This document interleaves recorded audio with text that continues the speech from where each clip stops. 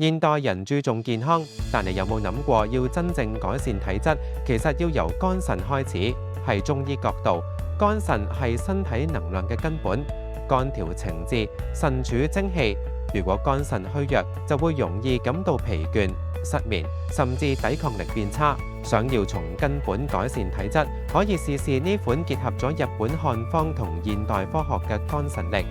嚴選37同杜仲葉兩大珍貴草本，配方經過專利註冊，並且由日本嚴格生產監控，